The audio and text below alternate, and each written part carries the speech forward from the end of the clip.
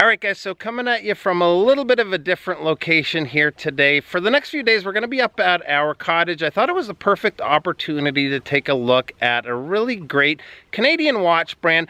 Dear to my heart, I being from Canada, you can see the Canadian flag is trying to fly behind me there. Not very windy right now, but the watch we're going to be taking a look at is the Marathon Navigator. Really great watch, especially for different outdoor activities, which we're going to be doing a lot this weekend.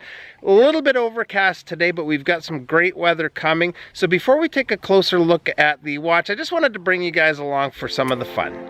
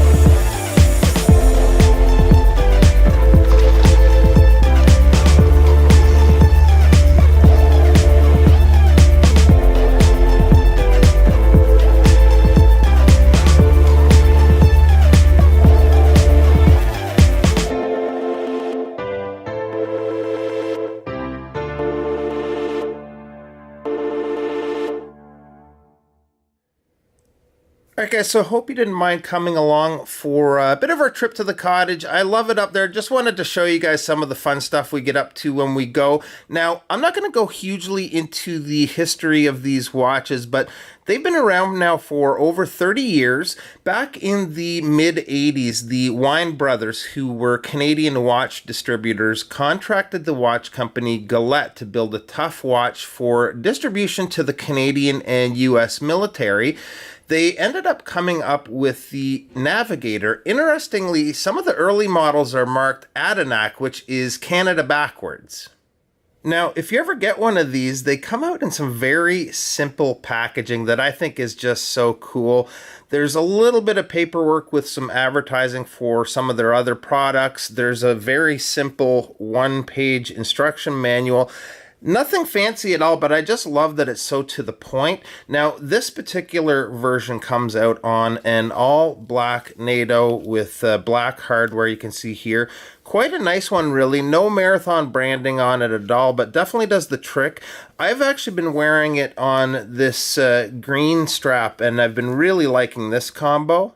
The watch itself is a nice size, coming in at a case width of right around 42 millimeters. Lug to lug is just under 48 millimeters. We have a thickness of 12.5 millimeters, although it seems a little thinner on wrist. That domed crystal really adds some height there. The lug opening is kind of a funny one. I'm getting 19.3 millimeters with the calipers.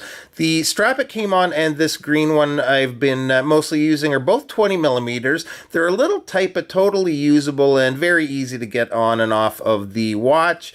The crystal is an acrylic crystal, shatter resistant, and I'm not sure what it is, but it has a certain look different than sapphire that I really like. And if you scratch it a little, Polywatch will get it shined up nicely in no time too.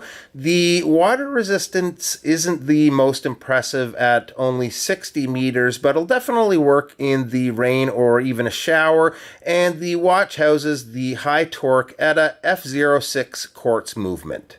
These come out in a couple of different dial options, with this one having the awesome US Marine Corps logo up top, Marathon at 6, and then the H3 and radioactive logos referring to the tritium tubes they use for Loom. We have both the 12 and 24-hour markers, pretty common on military watches. Nice and simple syringe-style hands with that red-tipped second hand.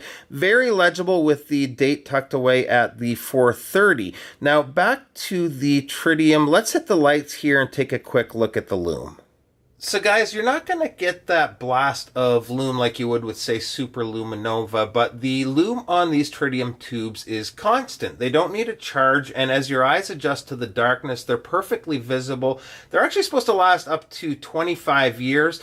This is my first watch using tritium, and I'm really happy with it. Now, the case material here is what Marathon calls a fiber shell high impact case. It's really just a plastic, very lightweight, and similar to the feel of a G-Shock on wrist.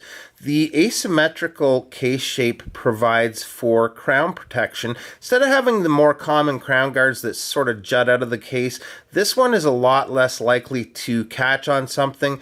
The crown here is unfortunately not a screw-down crown. Easy enough to operate, but the screw-down crown just kind of gives me more ease of mind when it comes to water resistance. Much like the packaging the watch comes in, the case back here is very simple. We have some military spec info. It is stainless steel. The last thing I also want to talk about before we take a look on wrist is the bezel. The bezel has the second time zone function, which I really like that function. It is a bi-directional bezel. 60 clicks, has a nice feel, but without the audible clicks you'd have on a lot of dive watches. I just love having that second time zone feature though, so let's take a quick look on wrist. Alright, so these to me are just such a great wearing watch. Awesome alternative to the G-Shock, especially if you're more into analog watches. And again, with that case material, it's very lightweight, much like G-Shocks are. I love the look, that bit of history. Yes, they aren't cheap for a quartz, coming in at around $200, but they just have that cool factor to me. So that's it, guys. If there's anything I haven't covered in the video, any questions at all, feel free to leave them in the comment section below. I'll be happy to get back to you. Thanks so much for stopping by the channel today. Always appreciate it, and we'll see you next time. Bye-bye.